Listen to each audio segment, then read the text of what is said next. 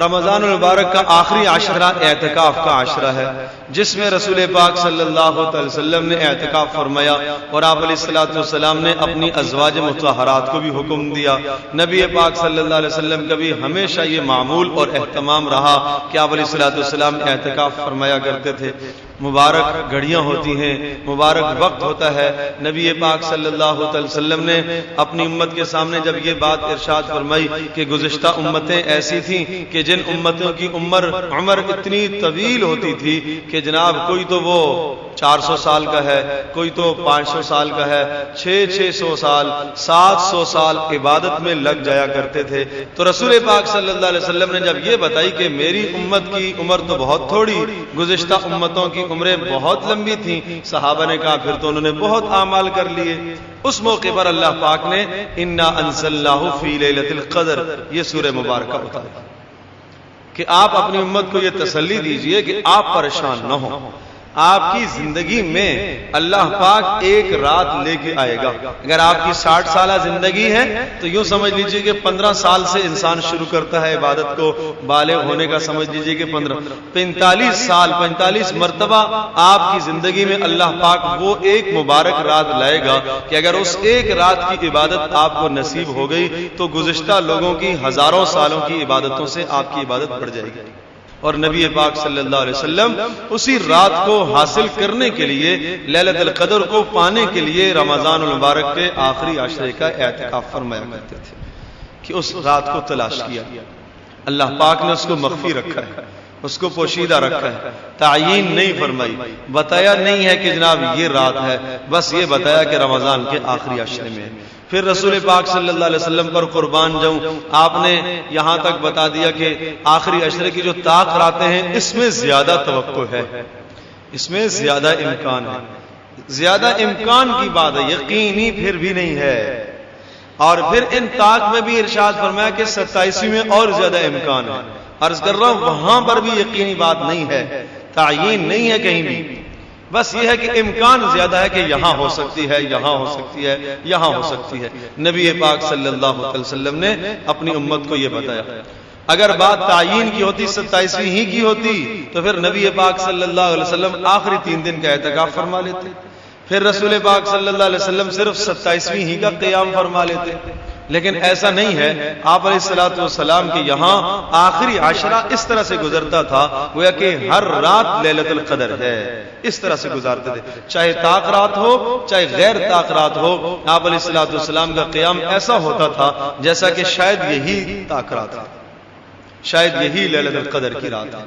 تو نبی پاک صلی اللہ علیہ وسلم نے اس قدر اہتمام فرما۔ لیلۃ القدر کا مطلب قدر والی رات۔ قدر والی رات کیوں ہے؟ اس لیے کہ ایک وہ انسان جس کی اللہ پاک کے یہاں کوئی قدر و منزلت نہیں ہے، بے قدرہ ہے، گناہوں کی وجہ سے، نافرمانیوں کی وجہ سے، فسق اور فجور کی وجہ سے اس نے اللہ کی نگاہوں سے اپنی قدر کو گرا دیا، اپنی عزت کو، اپنی منزلت کو، اپنی عظمت کو اللہ کی نگاہوں سے اس نے گرا دیا۔ اگر اس کو یہ رات مل جاتی ہے تو اللہ پاک کی نگاہوں میں اس کی قدر و منزلت بڑھ جاتی ہے، اس کا تعلق قائم ہو جاتا ہے۔ تو اس لیے میرے عزیز دوستو اور بزرگوں، جس طرح سے رسول پاک صلی اللہ علیہ وسلم نے اس رات کے قیام کا بتایا ہے، اعتکاف کر کے آپ علیہ الصلوۃ والسلام نے تلاش فرمایا ہے، اسی طرح سے ہم بھی کوشش کریں۔ اگر کسی کی کوئی مجبوری ہے، شدید مجبوری ہے، نہیں کر سکتا، تو کم از کم اس بات کا اہتمام کرے کہ رات کو 1 گھنٹہ 1.5 گھنٹہ 2 گھنٹے انفرادی وقت اللہ پاک کو دے۔ ایک تو ہے نماز تراویح میں اجتماعی وقت، اس کے بعد آدھا گھنٹہ 1 گھنٹہ پونا گھنٹہ جو سہولت سے ہو وہ وقت تنہائی میں بیٹھ کر انسان اللہ پاک کے سامنے گڑ گڑائے، روئے، اپنے لیے، پوری امت کی ہدایت کے لیے دعائیں مانگے۔ دیکھیں اگر ہمارا کسی سے تعلق ٹوٹا ہوا ہے، ناراض ہے، کوئی دشمن ہے، ہمارا جانی دشمن ہے، مالی دشمن ہے، اور یوں کہہ لیجئے کہ نفرت کرنے والا ہے، بغض کرنے والا ہے، ایک دن جناب کسی نے ہماری اس سے صلح کروا دی، تو صلح کروانے سے کیا ہوگا؟ ٹھیک ہے، جب صلح ہو جائے گی تو آہستہ آہستہ ہمارا دل صاف ہوگا۔ ایسا نہیں ہے کہ پہلے دن سے اسی لمحے میں 100% آدمی اس کو محبت دے دے، ایسا نہیں ہوگا، آہستہ آہستہ دلی میں اعلان ہوتا چلا جائے گا۔ چند دن لگیں گے، وہ جو ٹوٹا ہوا دل ہے اس دل کو جوڑنے میں چند دن لگیں گے۔ لیکن یاد رکھیے اگر ایک آدمی بے قدرہ ہو گیا ہے اور اس کا تعلق اللہ سے ٹوٹا ہوا ہے، گناہوں کی وجہ سے، نافرمانیوں کی وجہ سے، فسق اور فجور کی وجہ سے اس کا تعلق اللہ سے ٹوٹا ہوا ہے، اگر وہ ایک اس رات کو پا لیتا ہے اور اس کی عبادت کو وہ حاصل کر لیتا ہے تو ایک ہی لمحے میں اس کا اللہ پاک سے گہرا اور قوی تعلق ہو جاتا ہے اور وہ صاحب قدر بن جاتا ہے۔ پہلے اس کی کوئی قدر نہیں تھی، اب وہ صاحب قدر ہو گیا۔ اور ایک معنی اس کا یہ بھی ہے کہ لیلۃ القدر کو لیلۃ القدر اس لیے کہتے ہیں کہ اس رات میں اتنے فرشتے آسمانوں سے اترتے ہیں کہ قدر کا معنی ہی تنگی کا ہے، اتنے فرشتے آسمانوں سے اترتے ہیں کہ زمین کی جگہ تنگ پڑ جاتی ہے، اس لیے اس رات کو قدر والی رات، تنگی والی رات کہا جاتا ہے، گویا کہ یہ فرشتوں کے حساب سے ہے۔ ہمارے حساب سے یہ ہے کہ جو بے قدرے انسان ہیں انہیں قدر مل رہی ہے اور ان کو عزت دی جا رہی ہے۔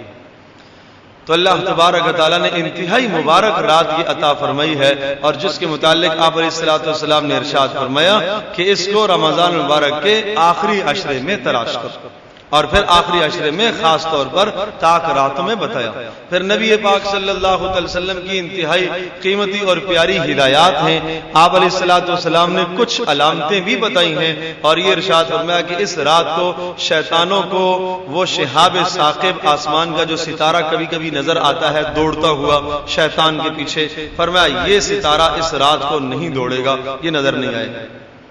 اسی طرح سے یہ بھی ارشاد فرمایا کہ جب صبح ہوگی، سورج طلوع ہوگا تو اس کے ساتھ شعاع نہیں ہوگی، وہ ایک ٹکیا کی طرح گول طلوع ہوگا، اس کے ساتھ کوئی شعاع نہیں ہوگی، بغیر شعاع کے طلوع، یہ آپ نے ارشاد فرمایا۔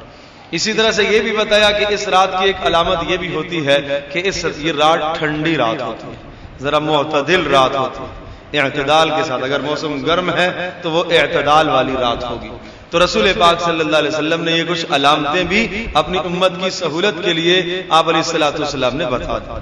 اور پھر یہ بات بھی ذہن نشین فرما لیجئے کہ رسول پاک صلی اللہ علیہ وسلم نے بتایا کہ مجھے اس رات کی تعیین اللہ پاک نے بتائی تھی، اور میں امت کو بتانے کے لیے جب گھر سے باہر نکلا، یہ مسلم شریف کی روایت ہے، میں نے دیکھا کہ دو آدمی آپس میں جھگڑ رہے تھے، اور جیسے ہی میں نے ان کا جھگڑا دیکھا تو میرے ذہن سے وہ بات بھلا دی گئی۔ تو معلوم یہ ہوا کہ جھگڑے کی اتنی نحوست ہے کہ کتنی بڑی برکت وہ رک جایا کرتی ہے، قیامت تک وہ خیروں اور برکتوں کو اس جھگڑے نے روک دیا۔ تو میرے عزیز دوستوں بزرگوں، اب ہم اپنی زندگی کا جائزہ لیں، کہیں ایسا تو نہیں ہے کہ ہمارا کسی سے جھگڑا چل رہا ہے، کوئی مالی جھگڑا ہے، کوئی جانی جھگڑا ہے، کوئی لین دین کا جھگڑا ہے، کیا مسائل ہیں، ایک مسلمان بھائی کے ساتھ کیوں ہم جھگڑے، مسلمان بھائی کو ہم کیوں کوسیں، اپنے اعمال کو ہم کیوں برباد کریں؟ اس مبارک مہینے میں بھی اگر ہم جھگڑے اختیار کریں گے، اختلافات اختیار کریں گے اور دلوں کو صاف نہیں کریں گے، اندر سے قدورتوں کو، حسد کو، کینے کو، بغض کو نہیں نکالیں گے، تو یاد رکھیے یہ جو پہلا عشرہ رحمت والا گزرا، یہ دوسرا جو مغفرت والا گزرا، اور تیسرا آنے والا جہنم سے خلاصی کا ہے، ان تینوں عشروں میں ہمارا کچھ بھی حصہ پھر نہیں ہوگا۔ اگر یہ بات ہے تو کوئی حصہ نہیں ہوگا، پھر تو بربادی ہی بربادی ہے۔ رسول پاک صلی اللہ علیہ وسلم نے بتایا ہے کہ لیلۃ القدر کی جو رات ہوتی ہے، اس رات میں اللہ پاک سارے انسانوں کی بخشش کرتا ہے، لیکن چند آدمیوں کو استثناء کر دیا آپ نے، اور ارشاد فرمایا کہ ان لوگوں کی بخشش اور مغفرت نہیں ہوتی۔ نبی پاک صلی اللہ علیہ وسلم نے وہ بتایا، ارشاد فرمایا مدمن الخمر، شراب کا عادی، اس کی بخشش نہیں ہوتی۔ دوسرا آپ علیہ السلام نے ارشاد فرمایا عاق الوالدین، ماں باپ کا نافرمان، اس کی بھی بخشش نہیں ہوتی۔ تیسرا ارشاد فرمایا قاطع الرحم، مسلمان کے ساتھ قطع تعلق کرنے والا، اس کی بھی بخشش اور مغفرت نہیں ہوتی۔ تو اب اندازہ کیجئے کہ ہم کہیں ان تینوں میں سے کسی ایک کے اندر تو نہیں آئے۔ مسلمانوں کے ساتھ حسد کرنا، بغض کرنا کتنا بڑا جرم ہے کہ بخشش سے انسان محروم ہو جائے، کہ ہر انسان کی بخشش اور مغفرت ہو رہی ہے، لیکن جس انسان کے دل میں کسی کا بغض ہے وہ اس راز سے محروم ہو گیا، وہ بخشش سے محروم ہو گیا۔ اس وقت جو حالات ملک کے اندر چل رہے ہیں، پوری امت کے اندر جو حالات چل رہے ہیں، امت مسلمہ ہر طرف پریشان ہی پریشان ہے۔ میرے عزیز دوستو بزرگوں، یہ ہمارے گناہوں کا نتیجہ ہے، یہ سراسر گناہوں کا نتیجہ ہے۔ اللہ پاک ہم سے روٹھا ہوا ہے، لگ یہ رہا ہے کہ اللہ پاک ہم سے ناراض ہے، اللہ پاک جب ناراض ہوتے ہیں تو پھر یہی طریقہ ہوتا ہے کہ اللہ تبارک و تعالیٰ ظالم کو مسلط کر دیا کرتے ہیں. وہ اپنے چونکہ یہ بھی ظالم ہے جو اللہ سے روٹھا ہوا ہے, اللہ سے تعلق جس نے توڑا ہوا ہے, یہ بھی ظلم کر رہا ہے. اللہ پاک اس سے بڑے ظالم کو اس کے اوپر مسلط کر دیں گے جو اس کی کسی چیز کی رعایت نہیں رکھے. سورہ بنی اسرائیل کے آغاز میں اللہ پاک نے اسی مضمون کو ذکر فرمایا ہے, ان عدتم عدنا, کہ دیکھو اگر تم نافرمانیاں کرو گے تو پھر ہم عذاب کے کوڑے لے کے اسی طرح سے آئیں گے, اسی طرح سے عذاب کے کوڑے آئیں. قل هو القادر على ان يبعث عليكم عذابا من فوقكم او من تحت ارجلكم او يلبسكم شيعا ويذيق بعضكم باس بعض. کہا مطمئن مت ہو جاؤ, نافرمانیاں کر کے, گناہ کر کے, اللہ کو ناراض کر کے اطمینان سے مت بیٹھ جاؤ کہ کچھ نہیں ہو رہا, کچھ نہیں ہو رہا. نہیں, فرمایا وہ قادر, وہ اللہ تبارک و تعالیٰ اس بات پر قدرت رکھتا ہے کہ آسمان سے عذاب کی صورتوں کو نازل کرے. کیا آسمان سے عذاب کی صورتیں نازل ہوں گی؟ فرمایا اوپر والے لوگ وہ بھی ظالم بن جائیں گے, نیچے والے لوگ وہ بھی ظالم بن جائیں گے, اور آپس کے اختلافات پیدا ہو جائیں گے, آپس کی لڑائیاں پیدا ہو جائیں گی. گھر گھر کے اندر لڑائی ہوگی, باپ بیٹے کے درمیان میں لڑائی ہوگی, قبائل کے درمیان میں لڑائیاں, کنبوں کے درمیان میں لڑائیاں, اور ایک گھر کا دوسرے گھر سے جھگڑا چل رہا ہے, پڑوسی کا پڑوسی سے جھگڑا چل رہا ہے, باپ کا بیٹے سے, بیٹے کا باپ سے, بھائی بھائی سے, بھائی بہن سے. یہ سارے مسائل کیا ہیں؟ یہ سب کے سب نافرمانیوں کے بدلے ہیں, سب نافرمانیوں کے بدلے. تو اس لیے میرا عزیز دوست اور بزرگوں, ضرورت اس بات کی ہے کہ اللہ پاک کی طرف رجوع کیا جائے, اللہ سے توبہ کی جائے. اب آپ یہ کہیں گے ہر طرف نافرمانیاں ہی نافرمانیاں ہوں, گناہ ہی گناہ ہوں, ظلم ہی ظلم ہے, تو میرے ایک انسان کے توبہ کرنے سے, استغفار کرنے سے کیا ہوگا؟ دیکھو اللہ پاک کا یہ ضابطہ ہے, وَمَا كَانَ اللَّهُ لِيُعَذِّبَهُمْ, اللہ پاک اس وقت عذاب نہیں لاتا جب تک ایک بندہ بھی استغفار کرنے والا موجود رہتا ہے. اگر استغفار کرنے والا کوئی موجود ہے, اور شرط یہ ہے کہ اس کا استغفار صحیح ہو, جس طرح سے رسول پاک صلی اللہ علیہ وسلم نے بتایا ہے, جس طرح سے اللہ پاک نے استغفار کے آداب ہمیں بتائے ہیں, جس طرح سے نبی پاک صلی اللہ علیہ وسلم نے مانگنا سکھایا ہے, اس طرح سے جب استغفار ہوتا رہے گا تو اللہ پاک کے عذاب رکتے رہیں گے, ٹلتے رہیں گے. اور جب یہ استغفار نہیں رہے گا اور امت ہر فرد وہ گناہ کے اندر مبتلا ہو جائے گا, اور آج ایک آدمی گناہ کر رہا ہے, دیکھا یہ گناہ کر رہا ہے, نافرمانی کر رہا ہے, اور یہ آدمی سمجھ رہا ہے کہ یہ غلط کام کر رہا ہے, کل اسی کے ساتھ بیٹھے گا, اسی کے ساتھ اٹھنا بیٹھنا اختیار کرے گا, اسی کی مجلس اور اسی کی صحبت اختیار کرے گا, تو پھر یہ یاد رکھیے کہ جو عذاب اس پر آئے گا وہ عذاب اس پر بھی آئے گا. اللہ تبارک و تعالی مجھے بھی آپ کو ہم سب کو عمل کرنے کی توفیق نصیب فرمائے. وآخر دعوانا الحمدللہ رب العالمین.